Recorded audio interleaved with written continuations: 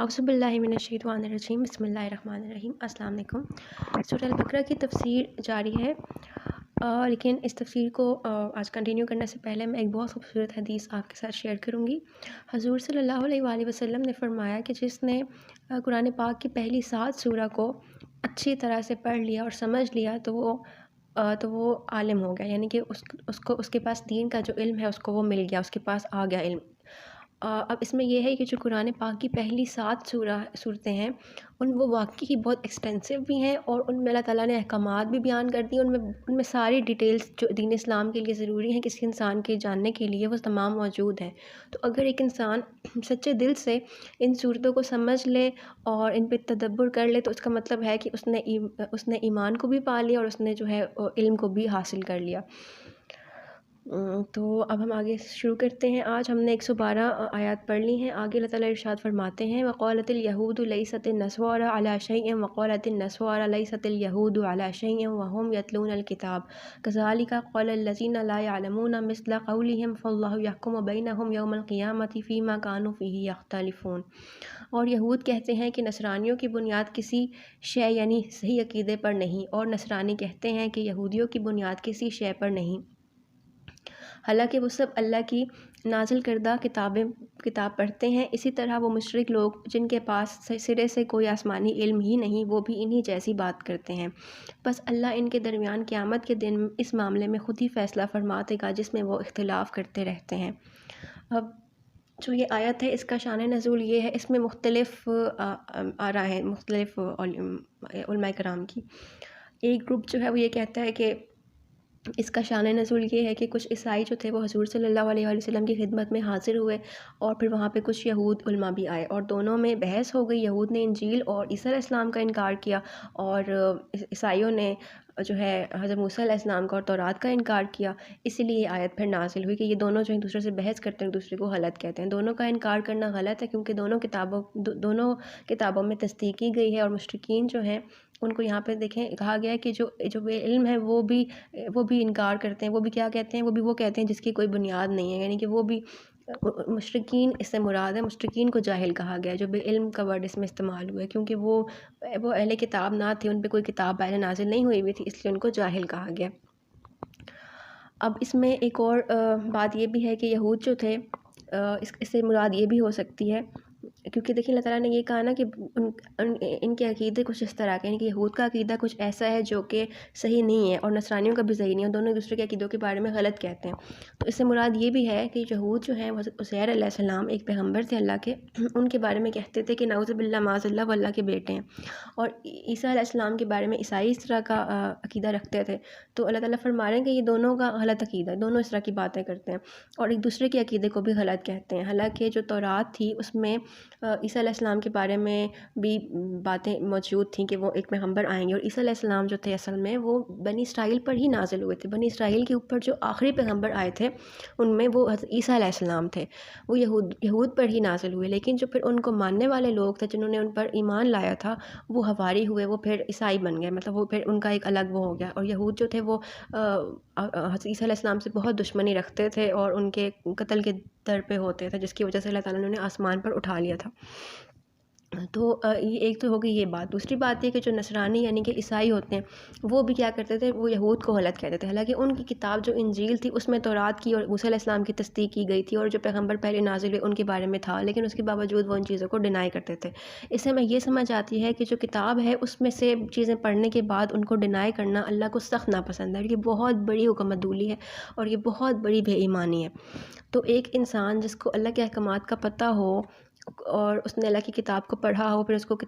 اس کو چیزوں کا پتہ ہو، اس کے باوجود جب وہ حکم عدولی کرتا ہے تو وہ دراصل ایسے لوگوں کی روش اختیار کرتا ہے جو اللہ کو پسند نہیں ہے۔ تو یہاں اس بات پہ غور کرنا چاہیے۔ ایک اور بات یہ ہے کہ مشرکین جو ہیں ان کا ذکر کیوں ہے؟ ان کا ذکر اس لیے ہے کیونکہ مشرکین جو تھے، مشرکین مکہ، وہ فرشتوں کو اللہ کی بیٹیاں نعوذ باللہ معاذ اللہ کہا کرتے تھے، اور وہ بہت برے اللہ تعالیٰ کے اوپر جھوٹ باندھتے تھے، بہت الٹی سیدھی باتیں کرتے تھے اللہ تعالیٰ کے بارے میں۔ تو یہاں ان کو بھی کہا جا رہا ہے کہ جو بے علم لوگ ہیں جن کے پاس علم ہے ہی نہیں وہ بھی غلط باتیں کرتے ہیں،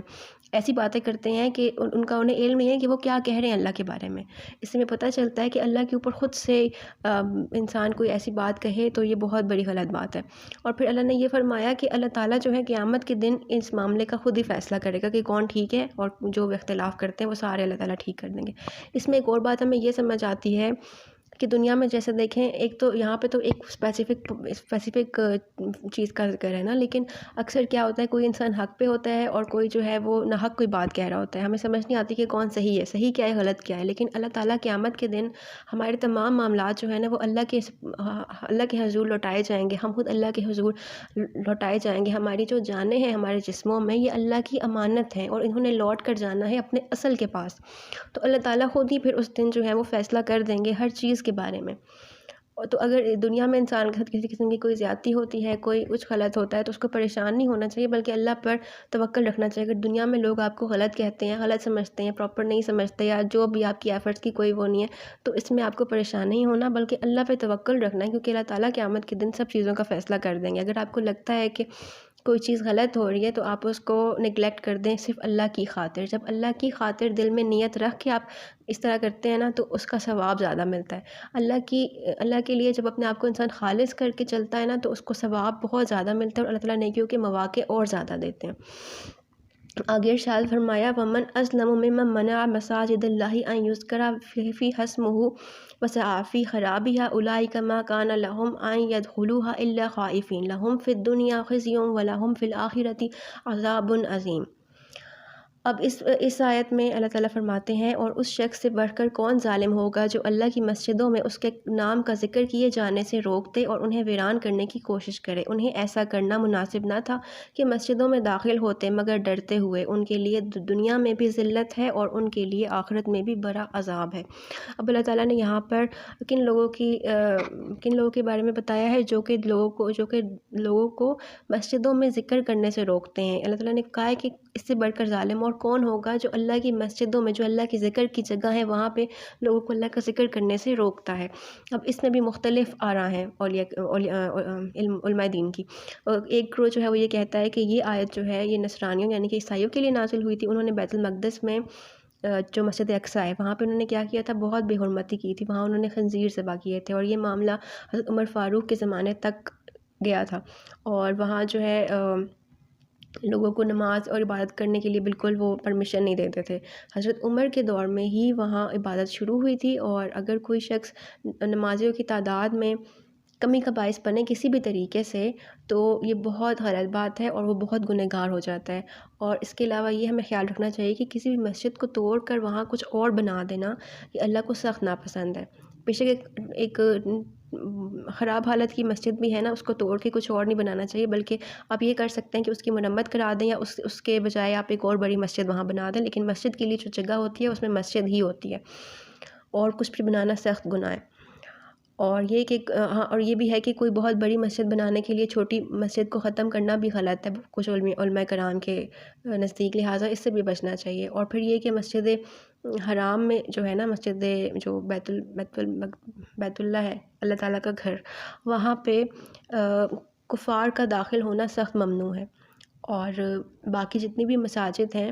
ان میں اسلام کی تعلیم کے لیے ان کو آنے کی اجازت ہوتی ہے، بلا ضرورت آئیں تو ان کو روک دینا چاہیے، اس میں کوئی حرج نہیں، اگر ان کو کوئی کام نہیں ہے تو پھر ان کو نہیں آنا چاہیے۔ اور باقی یہ کہ جو عیسائی تھے وہ بیت المقدس سے بہت ذلیل ہو کر نکالے گئے تھے، کیونکہ انہوں نے اللہ کے گھر کی بہت بے حرمتی کی تھی۔ اور اس سے ہمیں ایک اور روایت سے یہ پتہ چلتا ہے کہ جو مشرکین مکہ تھے، جب وہ مسلمانوں کو پراپر کھلے عام عبادت نہیں کرنے دیتے تھے اور بیت اللہ میں داخل نہیں ہونے دیتے تھے، یہاں اس طرف اشارہ ہے۔ اور ایک اور روایت کے مطابق جب صلح حدیبیہ کے موقع پر حضور صلی اللہ علیہ وآلہ وسلم صحابہ کرام کے ساتھ عمرہ کی نیت سے آئے تھے، اور مشرکین نے ان کو راستے میں روک لیا تھا، عمرہ نہیں کرنے دیا تھا، وہ واپس چلے گئے تھے اور ایک معاہدہ ہوا تھا، تو یہاں اس طرف اشارہ ہے کہ وہ مسلمانوں کو پراپر عبادت نہیں کرنے دیتے۔ تو یہ مطلب جو اس کا ایسنس ہے وہ یہی ہے۔ لیکن یہاں اگر ہم اس میں تھوڑا سا ڈیپ جائیں تو اس کا مطلب اگر اس کو تھوڑا سا غور سے دیکھیں تو اللہ تعالیٰ نے کہا کہ ہر وہ شخص ظالم ہے جو لوگوں کو مسجدوں میں جانے سے روکتا ہے۔ ہم دیکھیں کہ ہم کہیں کسی کی راہ میں کوئی رکاوٹ تو نہیں بن رہے اس کے دین پر چلنے کے لیے۔ اکثر ایسا ہوتا ہے کچھ لوگ دین پر چلنا شروع کرتے ہیں، مسجدوں میں جانا شروع کرتے ہیں، تو ہمارے لائف سٹائلز اب ایسے ہو گئے ہیں کہ مسجدوں میں جانا والا جو ٹرینڈ ہے نا وہی بالکل ختم ہو گیا ہے۔ کوئی جائے نا تو پھر دوسرے لوگ اس کے بارے میں الٹی سیدھی باتیں کرتے ہیں، اس کے ساتھ مذاق کرتے ہیں، جس کی وجہ سے وہ جانا ترک کر دیتا ہے۔ وہ کہتا ہے کہ پھر اچھا میرے جانے کی کیا ضرورت ہے. اور اس کے علاوہ پھر یہ کہ جیسے کفار جو ہیں ان کی وہ کیا کرتے ہیں، یہ جو سوسائڈ بامبنگ ہے اس کی وجہ سے لوگ جو ہیں مسجدوں میں نہیں جاتے، اور اس طرح کے بہت سارے مسئلے ہوتے ہیں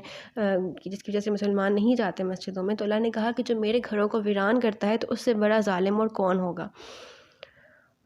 اچھا اب تو یہ تو ساری فزیکل چیزیں تو سارے میں نظر آ رہی ہیں. اب کچھ اگر ہم تھوڑا سا اسپرچولی اس کو دیکھیں تو مسجد جو ہے وہ کیا ہے، اللہ تعالیٰ کا گھر ہے، عبادت کی جگہ ہے. وہ تو ایک سمبل آف ہاؤس آف اللہ ہے. ایک اللہ کا گھر ہے جو ہمارے اپنے اندر ہے، اور وہ دل ہے. دل بھی اللہ کا گھر ہے، اور مسجد کی طرح اس کو صاف ستھرا رکھنا چاہیے، پاکیزہ رکھنا چاہیے، اور اس میں ہر وقت ذکر جاری رہنا چاہیے. اس سے مراد یہ ہے کہ حضور صلی اللہ علیہ وآلہ وسلم کبھی اللہ تعالیٰ کی یاد سے، ان کے ذکر سے غافل نہیں ہوئے تھے. تو ہمیں ان کی ٹیچنگز کو فالو کرتے ہوئے یہ کوشش کرنی چاہیے کہ آپ اپنے دل میں ہر وقت اللہ کا ذکر کرتے رہیں. دل میں جب اللہ کا ذکر چلتا رہے گا نا تو وہ مسجد بن جائے گا، مسجد کی طرح پاکیزہ ہو جائے گا، پھر اس انسان سے بہتر اور کوئی ہوگا نہیں. اور اس سے یہ بھی مراد ہے کہ جو مسجدیں ہیں جیسے وہ اللہ کا گھر ہے، ویسے دل جو ہے وہ بھی اللہ کا گھر ہے، اور دلوں کو توڑنا بہت غلط بات ہے. تو اس سے بھی بچنا چاہیے. اور پھر یہ کہ ہم یہ سوچیں کہ ہم تو بہت کمزور انسان ہیں آج کل، ہم کیسے 24 گھنٹے ذکر کر سکتے ہیں. تو اس کا بہت آسان سا حل ہے. ہم جو کوئی بھی کام کریں ہم کوشش کریں کہ ہم نیکیوں کی طرف زیادہ رہیں، برائیوں کی طرف جائیں نا. اور دوسرا یہ کہ کوئی بھی آپ کام کریں نا، آپ یہ سوچ کے کریں کہ یہ میں اللہ کے لیے کر رہی ہوں یا کر رہا ہوں. جو بھی کام، جو بھی چیز آپ کرتے ہیں لائف میں، ایون اگر آپ کھانا کھا رہے ہیں نا تو آپ یہ سوچ کے کھائیں کہ جب میں یہ کھانا یہ میں اللہ کے لیے کھا رہی ہوں تاکہ مجھے اس سے انرجی ملے، اور پھر اس انرجی کو میں نے پازیٹیو وے میں لگانا ہے، لوگوں کی ہیلپ کے لیے، کسی بھی اچھے کام کے لیے میں نے لگانا ہے. مجھے اس لیے کھانا کھانا ہے. اور پھر اس لیے بھی کھانا ہے کیونکہ مجھے شکر ادا کرنا ہے اللہ کا، کیونکہ یہ اللہ تعالیٰ کا شکر ہے، کیونکہ اس کی نعمتیں ہیں، کیونکہ نعمتوں کو استعمال کرنا بھی ایک شکر کی علامت ہے. تو اس طرح سے کوئی چھوٹا سے چھوٹا کام بھی کرتے ہیں نا اس کو حقیر نہ سمجھیں، بس کرتے جائیں اللہ تعالیٰ کے راستے میں. وہ آپ کا دل ہدایت کے لیے کھول دے گا، اور دل جو ہے وہ پھر مسجد بن جائے گا. اور جب دل اللہ کا گھر پراپر وے میں بن جاتا ہے نا، مسجد بن جاتا ہے، پھر اللہ اس میں سما جاتا ہے. وہ تب سماتا ہے جب انسان پہلے خود چل کر آتا ہے ول پاور سے. کیونکہ پہلے چلنا کیوں ضروری ہوتا ہے؟ کیونکہ اللہ تعالیٰ تو ہمارے ساتھ کنیکٹڈ ہوتے ہیں، لیکن ہم اللہ سے کنیکٹ نہیں ہوتے. ہم جو ہے نا ادھر ادھر پھیرے ہوتے ہیں، ہمیں اتنا نہیں، ہمیں ہمارا خیال نہیں ہوتا اس طرف. آپ کو پتہ ہے آپ کی باڈی جو بھی کام، جو فزیکل ایکٹیویٹی آپ کرتے ہیں نا، اس کا آپ کی سول پہ، آپ کی روح پہ ڈائریکٹ ایفیکٹ پڑتا ہے، ڈائریکٹ امپیکٹ پڑتا ہے. کیونکہ جو آپ کی روح ہے اور جو آپ کا جسم ہے، جو فزیکل باڈی ہے اور جو مائنڈ ہے، یعنی کہ جو آپ کا ایک قلب ہے، قلب، روح اور جسم کا بہت زیادہ گہرا تعلق ہوتا ہے. یہ انٹر کنیکٹڈ ہوتے ہیں. آپ اپنی سول کے اسپرچول لیول پہ جا کے اگر کوئی کام کرتے ہیں نا، جیسے میڈیٹیشن وغیرہ، یا کوئی مائنڈفل طریقے سے آپ نے نماز بھی پڑھ لی ہے، اس کا آپ کے فزیکلی آپ پہ ایفیکٹ پڑتا ہے. اسی طرح سے جب فزیکلی آپ اچھے کام کرتے ہیں، لوگوں کی ہیلپ کرتے ہیں، بہت ساری اچھی چیزیں آپ کر سکتے ہیں آپ کے اراؤنڈ. بہت ساری اچھی چیزیں آپ کر سکتے ہیں. ایون کسی کو سن لینا نا، کسی کی بات سن لینا، کسی کو کوئی اچھی تسلی دے دینا، 2 اچھے لفظ بول دینا، کسی کے لیے اسمائل کر دینا، یہ اتنی پیاری نیکیاں ہیں کہ دل سکون سے بھر جاتا ہے. تو اگر آپ یہ سب کرتے ہیں نا فزیکل ایکٹیویٹیز، تو یہ اس کا ڈائریکٹ امپیکٹ آپ کی روح پہ اور آپ کے دل پہ پڑتا ہے، اور پھر دل جو ہے وہ بدلنے لگتا ہے، سکون سے بھر جاتا ہے. تو یہ بہت امپورٹنٹ چیزیں تھیں جو کہ میں تھوڑا سا ڈسکس کرنا چاہ رہی تھی. اچھا دیکھیے آگے اللہ تعالیٰ نے فرمایا کہ یہ جو لوگ اس طرح کے کام کرتے ہیں نا، ظالم ہیں جو، ان کے لیے دنیا میں بھی ذلت ہے اور آخرت میں بھی ان کے لیے بڑا عذاب ہے. اللہ تعالیٰ نے ان کو عذاب کی وعید سنا دی. آگے ارشاد فرمایا وَلِلَّهِ الْمَشْرِقُ وَالْمَغْرِبُ فَأَيْنَمَا تُوَلُّوا فَثَمَّ وَجْهُ اللَّهِ إِنَّ اللَّهَ وَاسِعٌ عَلِيمٌ.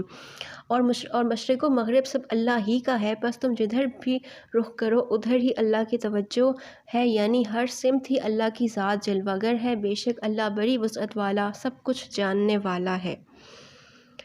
ابھی ایک بہت خوبصورت آیت ہے، اس کے اندر اللہ تعالیٰ نے اتنی خوبصورت انداز میں فرمایا کہ مشرق اور مغرب جو ہے وہ تمام اللہ کے. ہم جو ہے قبلہ رو ہو کے نماز پڑھتے ہیں، اس کا مطلب یہ نہیں ہوتا کہ صرف قبلہ رو والی سائڈ پر ہی وہ اللہ تعالیٰ کی سائڈ ہے، یہ مطلب نہیں ہے اس کا. وہ تو ایک سمبل ہے، لیکن اللہ تعالیٰ پوری کائنات میں ہر جگہ ہر وقت موجود ہے. اللہ تعالیٰ ٹائم اور اسپیس سے آزاد ہے. ٹائم اور اسپیس ہمارے لیے، ان کے لیے نہیں ہے، اور وہ ہر طرف ہے، ہر جگہ ہے. ہم جدھر بھی منہ کر کے دعا مانگتے ہیں اللہ تعالیٰ ہی کی توجہ ہوتی ہے وہاں پہ. اور اس میں یہاں پہ یہ بھی مراد ہے، ابھی اس کا ذکر اگلے پارے میں آئے گا، لیکن یہاں پہ جو مسلمانوں کا قبلہ تبدیل ہوا تھا اس کا بھی کچھ ذکر ہے کہ پہلے مسلمانوں کا جو قبلہ تھا وہ اصل میں مسلمانوں کا قبلہ جو ہے خانہ کعبہ ہی تھا، لیکن کیونکہ بنی اسرائیل کا جو قبلہ تھا وہ بیت المقدس تھا، تو اللہ تعالیٰ نے مسلمانوں کا قبلہ بھی بیت المقدس قرار دے دیا، کچھ عرصے کے لیے یہ ہوا تھا تاکہ مسلمان جو بنی اسرائیل ہیں وہ ایمان لے آئیں۔ لیکن جب یہود ایمان نہیں لا رہے تھے اور آپ وسلم کی بہت خواہش تھی کہ خانہ کعبہ ہی قبلہ ہو، یہ بہت خوبصورت واقعہ ہے، یہ اگلے اس بارے میں آئے گا تب ہم اس کو ڈسکس کریں گے۔ تو آپ وسلم کی کیونکہ خواہش تھی اور ان کا بہت دل چاہ رہا تھا، تو اللہ تعالیٰ نے ان کی اپنے محبوب کی خواہش کو پورا کرتے ہوئے قبلے کو چینج کر دیا، اور خانہ کعبہ جو دوبارہ مسلمانوں کا قبلہ بنا دیا گیا۔ اور جو یہود تھے ان کی کتابوں میں تھا کہ ان جو آخری نبی آئیں گے ان کا قبلہ چینج ہوگا، یہ نشانی بھی ان کو پتہ تھی، لیکن اس کے باوجود وہ ایمان نہیں لائے تھے۔ خیر یہاں پہ اس طرف بھی اشارہ ہے کہ جدھر بھی اللہ کہہ دیتا ہے وہ تو ایک سمبل ہوتا ہے، لیکن اصل میں اللہ تعالیٰ ہر طرف موجود ہے، اللہ تعالیٰ کی توجہ ہر طرف ہے، یعنی کہ انسان کہیں پر بھی چلا جائے نا، اب اپنی لائف میں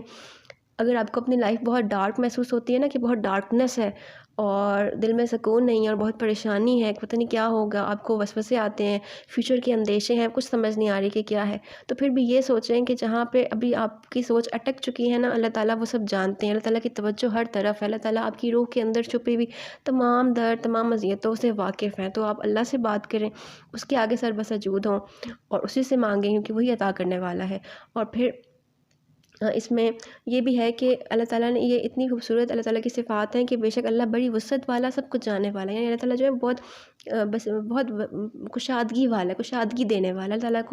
تعالیٰ کو اوپن مائنڈیڈنس پسند ہے، اللہ تعالیٰ کو بگ ہارٹ پسند ہے، اللہ تعالیٰ کو یہ نہیں پسند کہ انسان جو ہے وہ مطلب مسلمانوں پہ جبر سے کام کیا جائے، مسلمانوں کو دین کے بارے میں آپ تنگی اور سختی والی چیزیں بتائیں، اللہ تعالیٰ کو یہ چیز پسند نہیں ہے، دین میں کوئی جبر نہیں ہے۔ اور اس کے علاوہ یہ کہ جیسے کچھ لوگ بہت زیادہ ڈرانا شروع کرتے ہیں تو بہت زیادہ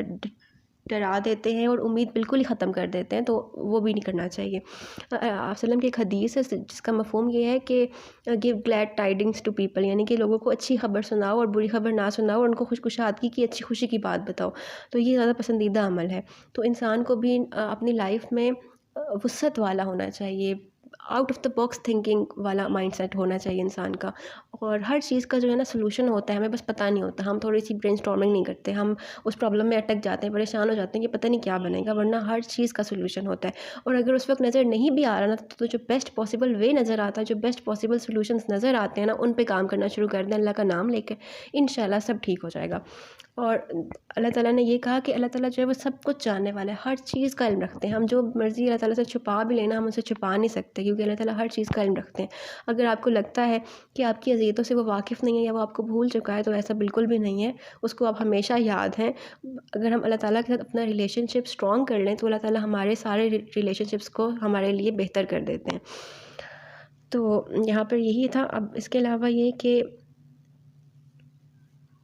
اس میں ایک میرے پاس یہاں پہ ایک حدیث ہے، وہ میں آپ کو سنا دیتی ہوں کہ حضرت ابن عباس ارشاد فرماتے ہیں کہ حضور صلی اللہ علیہ وآلہ وسلم جب مدینہ شریف تشریف لے کر آئے تو آپ صلی اللہ علیہ وآلہ وسلم 16-17 ماہ بیت المقدس کی طرف نماز پڑھتے ہیں، مگر دل میں خواہش تھی کہ کعبہ کی طرف رخ ہو، تو حکم اتارا گیا۔ اس پر یہود نے اعتراض کیا کہ مطلب کہ کیسے چینج کیسے ہو گیا قبلہ آپ کا، تو اس پر پھر یہ آیت نازل ہوئی کہ اللہ تعالیٰ تو ہر سمت میں موجود ہے۔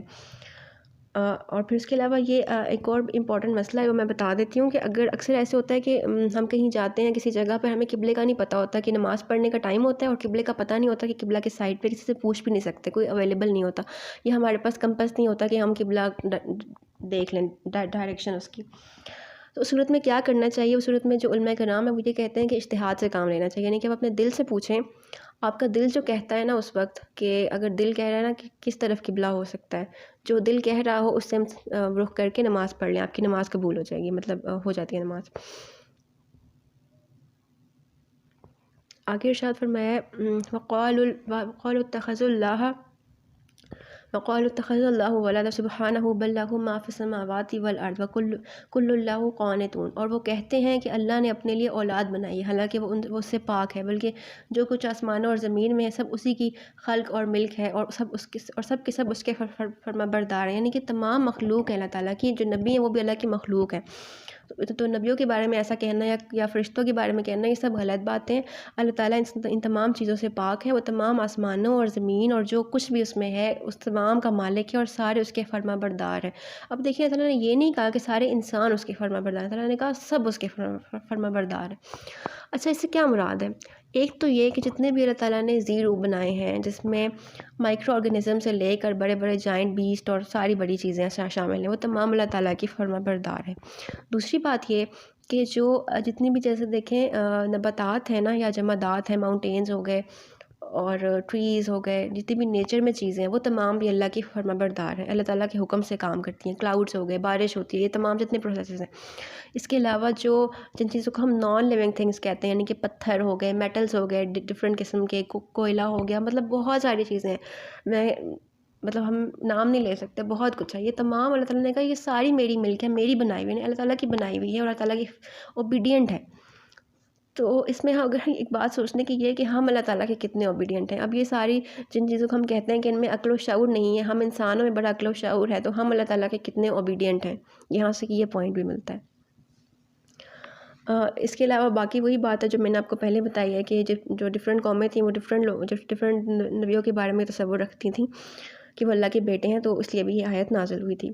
تو اگر اولاد اللہ کی ہو تو یہ مناسب نہیں ہے، کیونکہ اللہ مالک ہے، اور اولاد جو ہے وہ اولاد کے مالک نہیں ہو سکتے۔ اللہ تعالیٰ ساری کائنات کا مالک ہے، تو اولاد کا تو مالک نہیں ہو سکتا۔ تو اللہ جو ہے وہ جنس سے پاک ہے اور سب اس کے فرما بردار ہیں۔ تو یہاں جو ہے ہمیں اپنا عقیدہ بالکل ٹھیک رکھنا چاہیے۔ آگے فرمایا بدیع السماوات والارض واذا قضى امرا فانما يقول له كن فيكون، وہی آسمانوں اور زمین کو وجود میں لانے والا ہے، اور جب کسی چیز کے ایجاد کا فیصلہ فرما لیتا ہے تو پھر اس کو یہی فرماتا ہے کہ تو ہو جا، بس وہ ہو جاتی ہے۔ یعنی اللہ تعالیٰ آسمان اور زمین کو پیدا کرنے والا ہے، اور جب وہ کسی کام کے کرنے کا ارادہ رکھتا ہے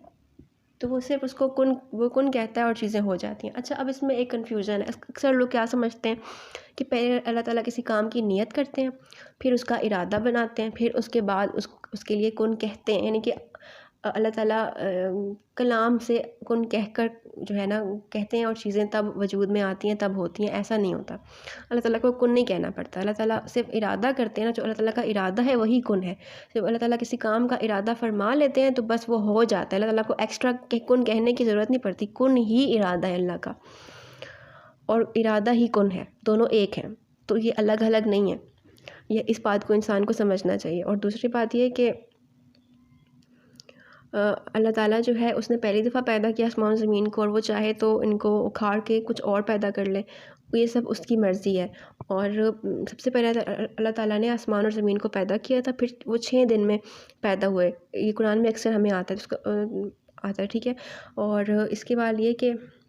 قرآن جو ہے وہ اللہ تعالیٰ نے 23 برس میں نازل کیا، کیونکہ بتدریج نازل ہوا تھا، آہستہ آہستہ نازل ہوا تھا، لیکن جو لوح محفوظ میں تھا وہ پراپر پورا ایک ہی دفعہ اللہ تعالیٰ نے جب اللہ تعالیٰ نے ارادہ کیا تھا تو وہ لوح محفوظ میں وہ محفوظ ایک دفعہ ہی ہو گیا تھا قرآن پاک۔ تو یہ کچھ چیزیں ہیں۔ اچھا، آگے فرمایا وقال الذين لا يعلمون لولا يكلمنا الله أو تأتينا آية كذلك قال الذين من قبلهم مثل قولهم تشابهت قلوبهم قد بينا الآيات لقوم يوقنون، اور جو لوگ علم نہیں رکھتے کہتے ہیں اللہ ہم سے کلام کیوں نہیں فرماتا، یا ہمارے پاس براہ راست کوئی نشانی کیوں نہیں آتی، اسی طرح ان سے پہلے لوگوں نے بھی انہی جیسی بات کہی تھی۔ ان سب لوگوں کے دل آپس میں ایک جیسے ہیں، بے شک ہم نے یقین والوں کے لیے نشانیاں خوب واضح کر دی۔ اللہ تعالیٰ فرماتے ہیں کہ جو لوگ علم نہیں رکھتے، یعنی کہ جو لوگ مشرکین ہیں نا، وہ یہ کہتے ہیں کہ اللہ تعالیٰ کلام کیوں نہیں کرتے ہم سے، جو مشرکین مکہ تھے وہ یہ کہتے تھے۔ تو اللہ تعالیٰ کہہ رہے ہیں کہ یہ لوگ جو ہے نا، یہ وہ بات کہہ رہے ہیں جو پچھلے لوگوں نے کہی تھی، اور ان دونوں کے جو دل ہیں نا وہ بہت ملتے جلتے ہیں آپس میں، یعنی اشارہ ہے بنی اسرائیل کی طرف، یعنی کہ بنی اسرائیل بہت زیادہ انسسٹ کرتے تھے کہ اللہ تعالیٰ ہم سے کلام کریں، تو وہی بات مشرکین بھی کہتے ہیں۔ پھر اللہ تعالیٰ نے کہا کہ یہ تمام کے جو دل ہیں وہ آپس میں بالکل سیم ہیں، بالکل جس نے ہر درمی کرنی ہوتی ہے نا، یا جس نے بات نہیں ماننی ہوتی وہ اسی طرح کی آرگیومنٹس دیتا ہے، اس کے پاس بہت سارے آرگیومنٹس آتے ہیں، بہت ساری ٹال مٹول سے کام لیتا ہے۔ اسی طرح ہماری ڈیلی لائف میں بھی ہوتا ہے، جب ہم نے ریچولس کو فالو نہیں کرنا ہوتا، ہم نے نماز نہیں پڑھنی ہوتی، یا ہم نے اللہ تعالیٰ کی بات نہیں ماننی ہوتی، یا ہم نے غلط کام کرنے ہوتے ہیں، پھر ہمارے پاس بہت ساری دلیلیں آ جاتی ہیں۔ ہمیں نماز نہ پڑھنے کے، اچھے کام نہ کرنے کے بہت ساری وجوہات مل جاتی ہیں، ہمارا ہارٹ بھی ہیوی ہو جاتا ہے اور بہت سارے مصروفیات بھی نکل آتی ہیں، ہمیں ٹائم بھی نہیں ملتا، ہم کوئی اچھا کام کر ہی نہیں سکتے۔ وہ دراصل یہ ہوتا ہے کہ ہمارے دل کی ہر دھرمی ہوتی ہے، دل پہ ایک پردہ پڑا ہوا ہوتا ہے جس کی وجہ سے ہمیں وہ لائٹ نظر نہیں آ رہی ہوتی جو اللہ کے راستے میں ہوتی ہے، یا جو اللہ تعالیٰ سے ہمیں کنیکٹ کرتی ہے، وہ لائٹ نہیں نظر آ رہی ہوتی اس پردے کی وجہ سے۔ اگر وہ پردہ ہٹ جائے نا تو وہ لائٹ نظر آ جائے گی۔ اچھا، وہ پردہ کیسے ہٹے گا؟ جب انسان کوشش کرے گا، جب انسان اپنے اندر ایک ول پاور پیدا کرے گا کہ میں نے اللہ کے راستے پر چلنا ہے، کہ اللہ مجھے اپنے قریب کر لیں، اور دعا کرتا رہے گا۔ ہو ہی نہیں سکتا کہ انسان اپنی ول پاور سے ہدایت کو چاہے اور وہ اس کو نہ ملے، یہ میں مان ہی نہیں سکتی، ایسا ہو ہی نہیں سکتا۔ دل اللہ تعالیٰ خود بخود کھول دیتے ہیں اور لائٹ سے بھر جاتا ہے دل، اور اللہ کے راستے میں کام کرنے کا اتنا مزہ آتا ہے انسان کو۔ تو ساری بات جو ہے نا وہ انسان کے دل کی ہوتی ہے، تو دل پہ انسان کو نظر رکھنی چاہیے اور اپنا محاسبہ ضرور کرنا چاہیے۔ آگے اللہ تعالیٰ نے ارشاد فرمایا کہ اِنَّا أَرْسَلْنَاكَ بِالْحَقِّ بشیرا و نذیرا ولا تسألوا عن اصحاب الجحیم۔ اے محبوب مکرم صلی اللہ علیہ وآلہ وسلم، بے شک ہم نے آپ کو حق کے ساتھ خوشخبری بھی سنانے والا اور ڈر سنانے والا بنا کر بھیجا، اور اہل دوزخ کے بارے میں آپ سے پرسش نہیں کی جائے گی۔ یعنی کہ مشرکین کے درمیان میں 40 سال آپ وسلم رہے تھے، اور ان کا جو کریکٹر تھا وہ اتنا خوبصورت کریکٹر تھا ان کا، اور ان کو صادق و امین کہا کرتے تھے، لیکن اس کے باوجود ایمان نہیں لائے تھے۔ تو یہ آپ وسلم کا ان میں موجود ہونا بہت بڑا کمال تھا اور بہت بڑا معجزہ تھا۔ وہ چاہتے تو ایمان لے آتے، لیکن ان کی ہر درمی تھی اور ان کے جو دل تھے وہ ان کو ایمان لانے سے روکتے تھے۔ تو یہاں پہ آپ وسلم سے فرمایا گیا کہ آپ جو ہیں وہ خوشخبری سنانے والے ہیں، یعنی کہ جو لوگ ایمان لاتے ہیں ان کا خوشخبری سنانے والے ہیں، اور جو برے کام کرتے ہیں یا جو سو رہے ہیں غفلت کی نیندوں میں پڑے ہوئے ہیں ان کو آپ ڈر سناتے ہیں، خوف دلاتے ہیں اللہ تعالیٰ کی جو عذابات ہیں، جو دوزخ ہے، جو قبر کا عذاب ہے، ان سب سے۔ اور یہ کہ اہل دوزخ میں جو لوگ دوزخ میں جائیں گے ان کے لیے آپ سے پرسش نہیں ہوگی، کیونکہ آپ وسلم سے بہت پریشان ہو جاتے تھے جب لوگ ایمان نہیں لاتے تھے اور وسلم کی تبلیغ کے باوجود مشرکین پر اثر نہیں ہوتا تھا، کیونکہ آپ وسلم رحمۃ للعالمین تھے اور ان کو پریشانی ہوتی تھی کہ یہ تو عذاب میں جلیں گے۔ تو آپ وسلم سے کہا جا رہا ہے کہ آپ پریشان نہ ہوں، انہیں تسلی دی جا رہی ہے کہ آپ پریشان نہیں ہوں، یہ لوگ اگر ایمان نہیں لاتے تو اس کا آپ سے کوشچن نہیں ہوگا، کیونکہ آپ نے صرف پہنچانا ہے، عمل کرنا نہ کرنا ان کی اپنی مرضی ہے۔ وَلَن تَرْضَىٰ عَنْكَ الْيَهُودُ وَلَا النَّصَارَىٰ حَتَّىٰ تَتَّبِعَ مِلَّتَهُمْ قُلْ إِنَّ الْهُدَى اللَّهِ هُوَ الْهُدَىٰ وَلَئِنِ اتَّبَعْتَ أَهْوَاءَهُمْ بَعْدَ الَّذِي جَاءَكَ مِنَ الْعِلْمِ مَا لَكَ مِنَ اللَّهِ مِن وَلِيٍّ وَلَا نَصِيرٍ۔ اور یہود و نصارہ آپ سے اس وقت تک ہرگز خوش نہیں ہوں گے جب تک آپ ان کے مذہب کی پیروی اختیار نہ کر لیں۔ آپ فرما دیں بے شک اللہ کی عطا کردہ ہدایت ہی حقیقی ہدایت ہے، امت کی تعلیم کے لیے فرمایا۔ اور اگر بفرض محال آپ نے اس علم کے بعد جو آپ کے پاس اللہ کی طرف سے آ چکا ہے ان کی خواہشات کی پیروی کی، تو آپ کے لیے اللہ سے بچانے والا نہ کوئی دوست ہوگا اور نہ کوئی مددگار۔ اب یہاں پہ اللہ تعالیٰ نے کہا کہ جو یہود و نصارہ یہ تو تب خوش ہوں گے، آپ وسلم سے اللہ تعالیٰ خطاب کر رہے ہیں اور یہ کہہ رہے ہیں کہ یہ تو تب خوش ہوں گے جب آپ ان کی پیروی اختیار کر لیں، یعنی ان کے ساتھ کوئی معاملہ اس طرح سے فٹ کر لیں کہ اسے سیٹ کر لیں کہ یہ لوگ خوش ہو جائیں، یہ لوگ چاہتے ہیں کہ آپ ان کے دین میں آ جائیں، اور یہ حسد کرتے ہیں آپ سے جو آپ پر یہ نبوت کا سلسلہ جاری ہو گیا آپ کے اوپر، تو یہ چاہتے ہیں کہ آپ کو اپنے مذہب سے ہٹا دیں۔ تو پھر آپ وسلم کو سے فرمایا جا رہا ہے، یعنی کہ اس میں جو ہے آپ وسلم سے فرمایا جا رہا ہے اور آپ وسلم کے توسط سے پوری امت سے فرمایا جا رہا ہے کہ حقیقی ہدایت جو وہ اللہ تعالیٰ کی ہدایت ہے۔ اب اس ہدایت کے آ جانے کے بعد جو انسان گمراہی کو اختیار کرے گا اور جو برے راستے پر چلے گا اور جو یہود و نصارہ کو فالو کرے گا یا مشرکین کو فالو کرے گا، اس کے لیے پھر اللہ تعالیٰ کے سوا کوئی بچانے والا نہیں ہوگا، کوئی اس کا دوست اور مددگار نہیں ہوگا۔ اب بہت سارے لوگ اس آیت کو آپ وسلم سے کنیکٹ کرتے ہیں کہ اللہ تعالیٰ آپ وسلم سے سختی سے بات کریں، حالانکہ ایسا نہیں ہے۔ یہ جو آیت ہے اس میں اللہ تعالیٰ مسلمانوں سے بات کریں کہ ایک بار ایمان لانے کے بعد تم اگر اس راستے سے ہٹ گئے اور تم لوگوں نے ان کی پیروی اختیار کی تو جو ہے پھر کیا ہوگا، اللہ تعالیٰ تمہاری مدد نہیں کریں گے۔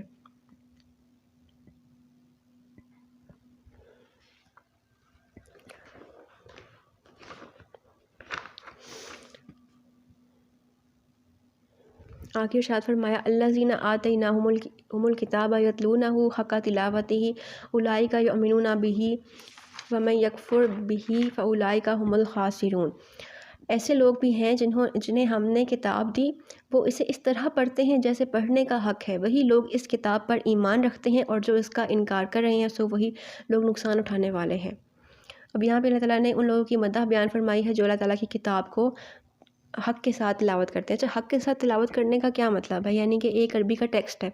اس کی تلاوت کرنا، پھر اس کے ترجمے کو پڑھنا، پھر اس کے بعد اس کی تفسیر کو سمجھنا، اور پھر خود بھی اس پہ غور کرنا، اور پوائنٹس جو ہیں آپ اخذ کر سکتے ہیں وہ آپ کریں اپنے لیے، جو کہ آپ کے ساتھ سنکرونائز کرتے ہیں، اور پھر اس کو پراپر اسی طرح سے سمجھنا۔ اور ہر مسلمان ہر مسلمان کے اوپر قرآن کا یہ حق ہے کہ وہ سال میں ایک مرتبہ تو لازمی قرآن کو جو ہے وہ پڑھے۔ اگر آپ ایک سال میں نہیں کر سکتے تو آپ اپنی زندگی میں ایٹ لیسٹ ایک مرتبہ قرآن کو ترجمے تفسیر کے ساتھ ضرور پڑھیں، کیونکہ قرآن کا یہ حق ہے آپ پہ۔ اور پھر یہ کہ صرف اس کو پڑھنے اور سمجھنے میں ٹائم نہ لگائیں، ساتھ ساتھ عمل کی بھی ضرورت ہوتی ہے، کیونکہ عمل بعد میں آتا ہے، پہلے پڑھنا آتا ہے، کیونکہ جب تک آپ کو پتہ نہیں ہوگا تب تک آپ اس پر عمل نہیں کر سکتے۔ تو قرآن کو پڑھیں، اس انداز میں پڑھیں کہ آپ اس پہ تدبر خود کر سکیں، اور اس کا جو طریقہ ایک بہت افیکٹو لگتا ہے نا مجھے، وہ یہ ہے کہ آپ اس کی عربی پڑھ کے جب آپ ترجمہ پڑھتے ہیں نا تو اس ترجمے کو 2-3 دفعہ اونچا پڑھیں، اور پھر اس پہ غور کریں کہ اس میں سے کیا پوائنٹس نکل رہے ہیں۔ ایک تو ہوتا ہے شان نزول، جو کہ ہم اس میں ڈسکس کرتے ہیں، اس کے علاوہ بھی بہت سارے پوائنٹس نکل سکتے ہیں، اگر میں وہ بتانے بیٹھوں تو یہ ویڈیوز بہت لمبی ہو جائیں گی، تو اس کا ٹائم نہیں ہوتا۔ تو اس میں نا ہمیں خود بھی چاہیے کہ جو ابھی اس پروگرام میں آپ نے جو بھی اس ویڈیو میں سنا اس پہ آپ خود بھی غور کریں، آپ کو بہت سارے پوائنٹس ملیں گے مزید۔ تو جتنا آپ اس میں ڈگ کرتے جائیں گے، اس میں پڑھتے جائیں گے نا، تو آپ کو بہت اچھے معنی قرآن پاک کے ملیں گے۔ آپ کو پتہ ہے قرآن پاک کی نا 7 لیئرز ہوتی ہیں، 7 لہریں ہیں۔ قرآن پاک ایک سمندر کی مانند ہے، جو اس کے ایک تو لٹرل میننگز ہیں، سب سے اوپر کی جو لیئر ہے، پھر اس کے بعد شان نزول ہے، پھر ڈفرینٹ روایات ہیں، پھر اس کے بعد جو آپ کے ساتھ آپ کی زندگی یا سچویشن کے مطابق آتی ہیں، مطلب وہ ہیں۔ جتنے نیچے جاتے جائیں گے، اور جو 7واں مطلب ہے نا، جو پھر اس کے بعد اسپریچول میننگز ہیں، جو کہ مشائخ اور جو اولیاء کرام ہیں وہ بیان کرتے ہیں۔ اور سب سے نیچے جو سب سے 7th لیئر ہے نا، اس کا علم صرف اللہ تعالیٰ کو ہے، اس کا علم اور کسی کو نہیں ہے، اللہ تعالیٰ کے پاس ہے اس کا علم،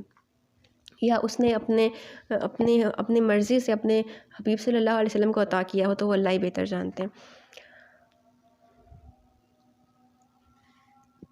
آگے ارشاد فرمایا، یا بنی اسرائیل اذکروا نعمتی التی انعمت علیکم وانی فضلتکم علی العالمین، اے اولاد یعقوب میری اس نعمت کو یاد کرو جب میں نے تم پر ارزانی فرمائی، اور خصوصاً یہ کہ میں نے تمہیں اس